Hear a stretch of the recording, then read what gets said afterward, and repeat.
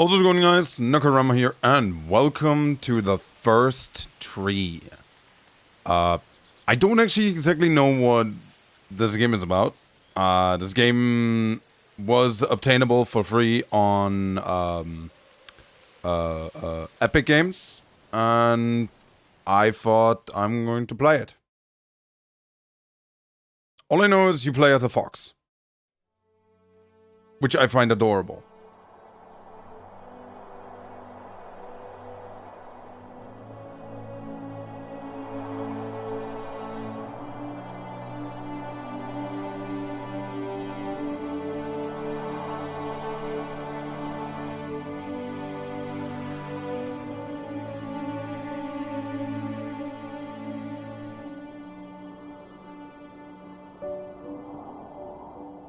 Oh yeah. You do actually play as a fox. Are you awake? I thought I heard you get up. Yeah, I'm awake. Sorry, I just can't sleep. Are you thinking about him? Yeah, a bit. Usually get back to sleep, my love. I'm fine. No, it's okay. What else is on your mind? I don't know. It seems weird, but I had one of the most vivid dreams of my life. I saw a fox on a snowy mountain, just looking confused and worried. Those eyes. I can't get those eyes out of my head. She was running in the windy snow, looking for something. Do you think it has to do with you and what's been going on? I don't know. It was just a dream, Rachel. They're not meant to make sense. A lot's happened the past couple days, that's all. Well, if you're not going to sleep anyway, you should tell me. I want to hear. All right. Oh. I was not aware that this is going to be a narrative-driven game. But it looks already very, very beautiful. Oh no. So, not far from her home, she followed that path to something unexpected.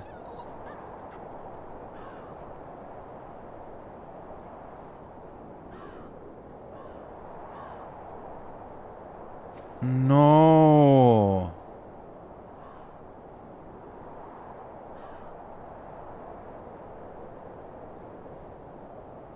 That poor little fox.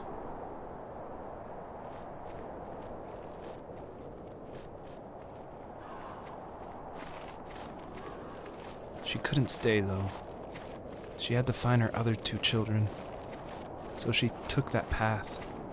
She followed it towards something ancient. Something with answers.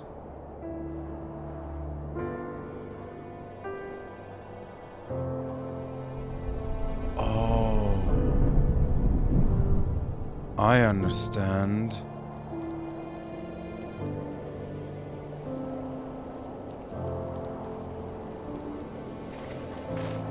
This is just so sad. Fox looked high and low, searching for any sign of her cubs. Points of light showed the way to this ancient tree. It was as if each one had a story to tell, all their own. The land was trying to tell my story, too. I felt like I was right behind her the whole time.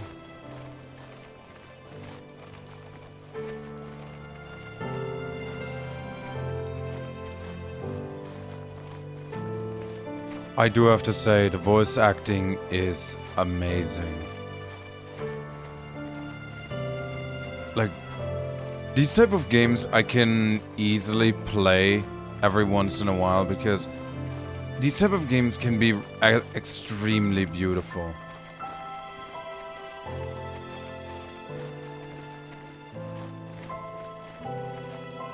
Or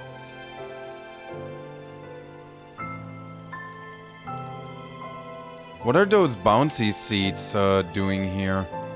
Like, what? Oh. Is that just a waterfall or what is that over there? By the way, guys, do not expect like a full playthrough of this game. I want to show this game just off. That's all I want to do with it. And yes, this is definitely something.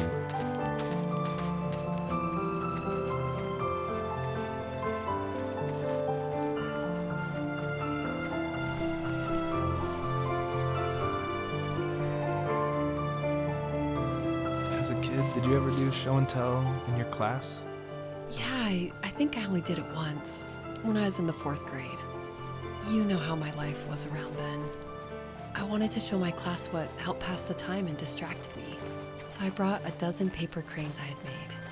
I think I told everyone how badly I wanted to be a bird and fly, embarrassingly enough. Don't be embarrassed. Every kid wants to fly. For me, it was Not another me. toy from my dad, a wooden boat. I remember guarding it so carefully in my hands as I walked into class. When I sat down, a group of boys immediately made fun of it. They asked which trash can I found it in, or why an ugly log was my favorite toy. When I got up, I didn't even want to tell them my dad had carved it. I said it was a joke gift my friends had given me. Kids can be so cruel. Some of them are. I shouldn't have let them get to me, but it did. It's amazing we bounced back at all. I mean, usually it sounds always so easy from some people who are saying, oh yeah, just don't let it get to you. But to be honest, it's much harder to just shut off these type of people when you have them constantly around you. So I can very well relate and understand where this guy is coming from, because in school I was an outsider. I was literally somebody that no one wanted to spend time with. Speaking of time, apparently. Like, I was almost all the time just on my own.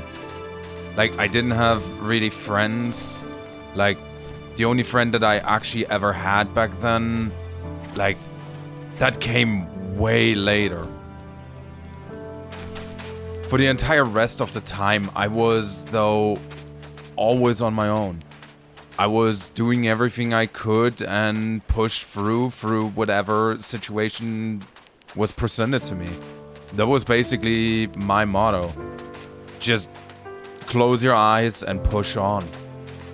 Shut off everyone else who's trying to hurt you and just keep going. In a kind of sense, it was often very hard to do so. But Usually those kids would leave me alone, but somehow they could tell I was different. They made fun of how far away I lived. They called my dad a sourdough. I was a blabbermouth as a kid, telling my dad stories I made up for hours. But after that show and tell, I didn't tell him much anymore. He didn't know exactly what was wrong, but his best guess was that the toys he carved weren't cool enough. He carved me a tank and tried to tell me what it was like to be in a real tank as a serviceman. I didn't know your dad was in the military. Yeah, in the army. The sad thing is that I'd pretty much forgotten until just now. There's so much I still don't know about him. I'm sorry. He knows how much you love him. You're going to see him again soon and have some closure, I'm sure. well, the thing is, not everything a human is always going to keep in their heads. I mean, we're human. We're literally people that forget things. But we can't be judged for that. I mean, sure, there is probably people out there that basically claim, yeah, I never forget a single thing in my life. I always keep everything precisely to the point.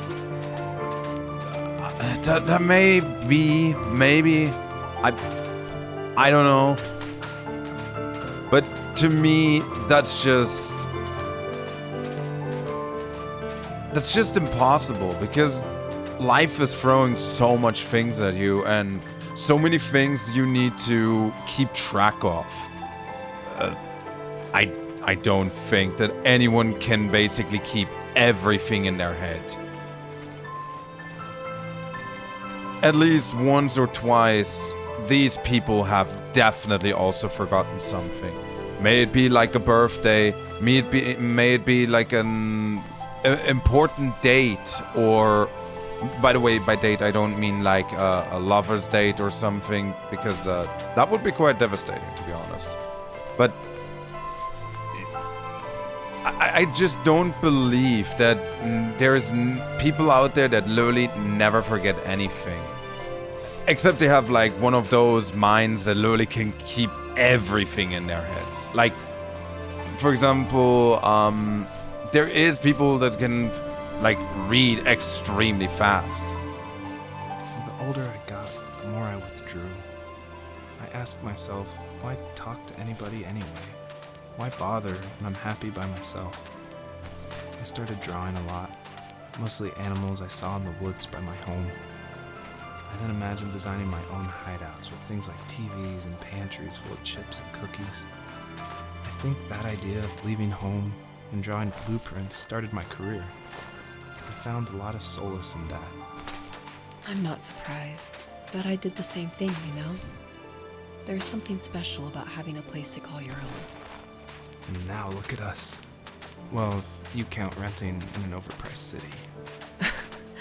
It's as close as we can get for now.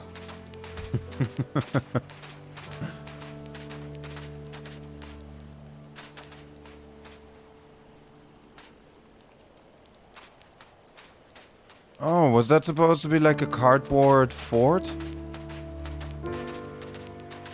That's actually kind of adorable. I myself as a kid actually haven't really done much. And that was mostly, most specifically because, well, I didn't really have any friends, as I said, to do the majority of things to. Or the majority of things with, better said. Like, the very first time when I began doing something with people, that was mostly around the time when I got like my very first friend, and even then it was mostly console gaming. Like, we were just meeting up, sitting in front of a console and playing together, here and there, basically spending a little bit of time outside, but nothing very nothing really meaningful.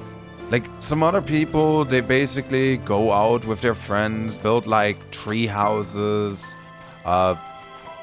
go basically for longer walks, explore the world and have fun. That is all stuff that I basically had to do kind of on my own, because I didn't have friends specifically around that time of age where the majority of people would do stuff like this. I just didn't have those friends. I know it might sound now like I would be looking for some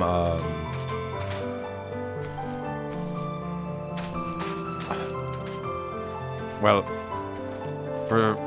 for you guys to console me or something, but no. Wasn't he like a lumberjack? That's one way of putting it. If wood was a canvas, then a carving knife was his paintbrush. Even after working a 50-hour week, even after his hands were more splinters than skin, he would bring home the nicest piece of Alaskan weeping cedar and make me toys. That wooden train was the first toy I can remember, and I loved it. I just knew from a young age I was going to be a lumberjack, like my father. A lumberjack. So he was a lumberjack that basically, well, did a lot of wood carvings. That's actually pretty cool. Like, every single time when I see nowadays still these like these wood carvings, I'm always like, yeah, the majority of them have been made with a machine. But yeah, people used to make these with their hands. Oh.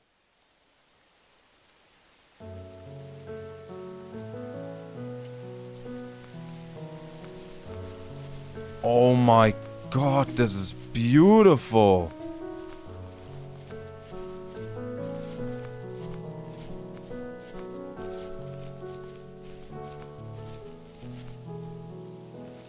My teenage years were full of sketching, angst, and trouble. I wasn't popular or unpopular. Maybe just forgettable. I guess that gave me a sense of freedom.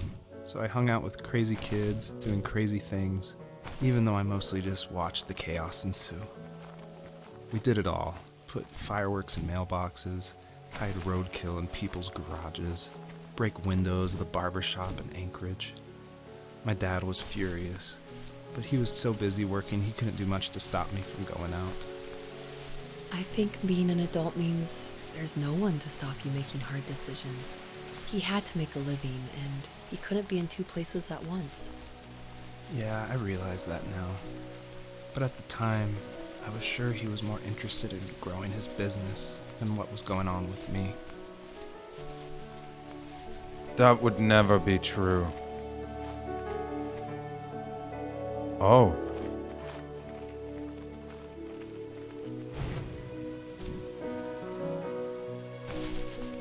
Oh, I jumped, so... Am I not supposed to jump?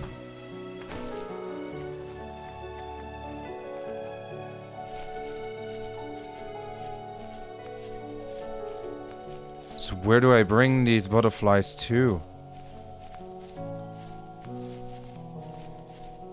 Huh? Okay, I thought this is another spot where I can just simply... You know...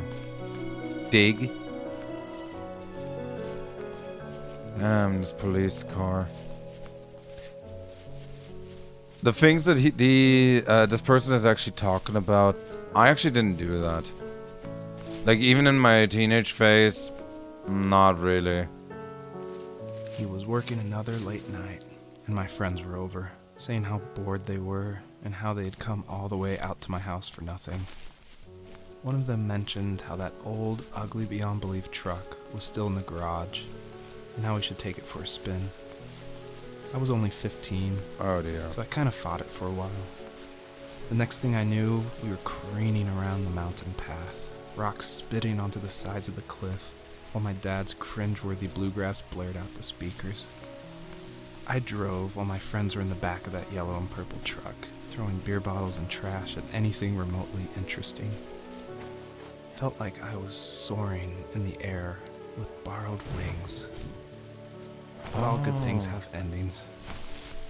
A cop outside of Eagle River pulled us over after he saw us in a bottle rocket into someone's yard.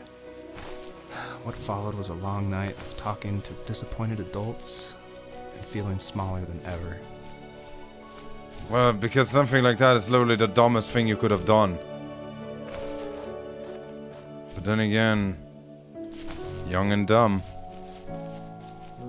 I mean, I literally mean it. I never did something like that.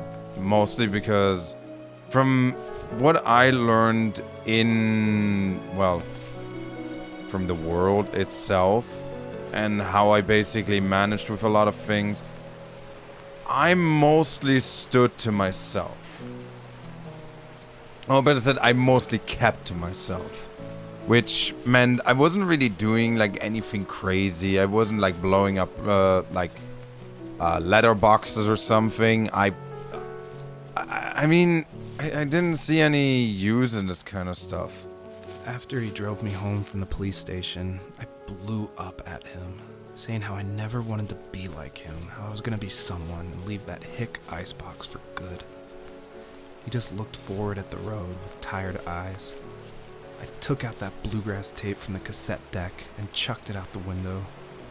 In my sage teenage wisdom, I thought I had proved the ultimate point, but my dad had a different idea. He slammed the brakes, slowly bowed his head while gripping the steering wheel, and finally looked at me. All he said, like it was a polite request, was, "Make this right." I sat there in silence, fuming, but I eventually got out and combed every square inch of the woods, muttering profanity after profanity. I found it 30 minutes later, near a small waterfall off the road. I went back to the truck, put the wet tape back in, and sure enough, it worked. We didn't speak another word to each other the rest of the night. Wow, I knew you were a crazy teenager, but... It's hard to believe, isn't it? It surprises me too. It's like I didn't really know who that kid was back then. I bet my dad thought the same thing over and over. It's almost like he was saying, "Make this right," to himself, more than to me.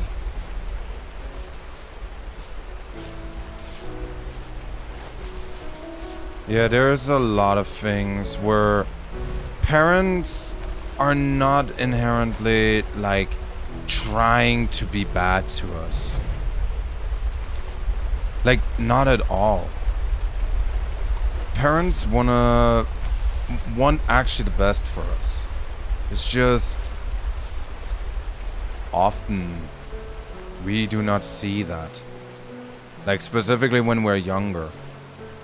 We usually always just think, yeah, you just keep talking. You don't really know exactly what you're talking about and that kind of stuff. I know it because, seriously, I used to be like that. I literally used to be... I used to be a very big idiot. Like, when my mother used to say, yeah, do your homework, behave please, or other stuff. It is stuff that really should have never gotten that far. And yet, the only things that I could think of at that very moment was how I wished I was right in that moment. But in the end, I was the kid who was wrong.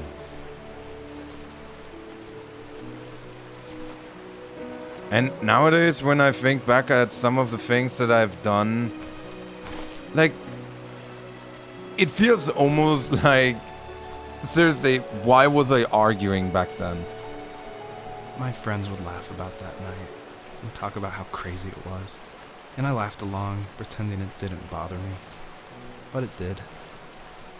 I imagined my friends growing old in the bush, unable to find that thrill in those godforsaken ice fields. It's like those mountains were a literal wall, keeping me from leaving, where all I would have to look forward to are lumberyards and evening beers. I had to climb over. That was my only goal for a long time.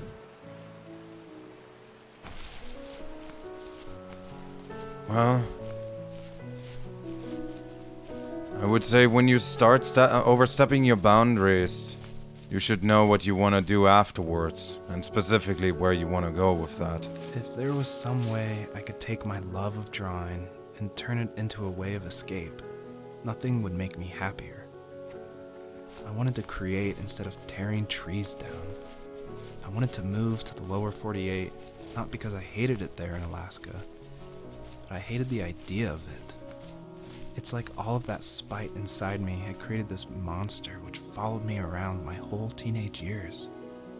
I put so much energy into doing what others didn't expect of me. Why did I do that? There's one fact you're forgetting, though. If you didn't have that fire in you, we probably would have never met. You're absolutely right. Maybe the destination is all that matters in the end. But then why am I awake? Why am I seeing this fox go on her journey? And why can't I stop thinking about my dad?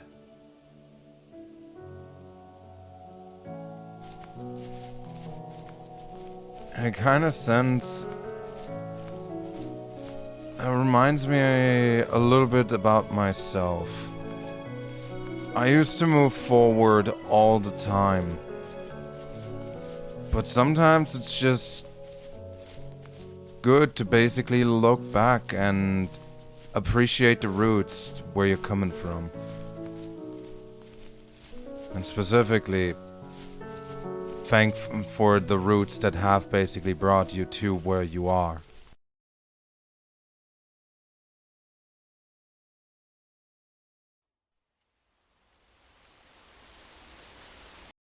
But I am not going to continue this actually here right now. As I said, I wanted to have this game. Oh, I could have actually used subtitles. Well, great.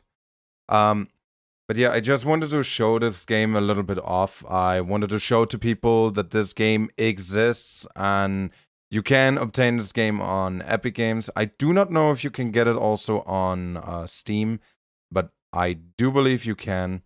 And if you want to experience this game for yourself or want to know for the rest of it, I highly recommend get the game and play it further.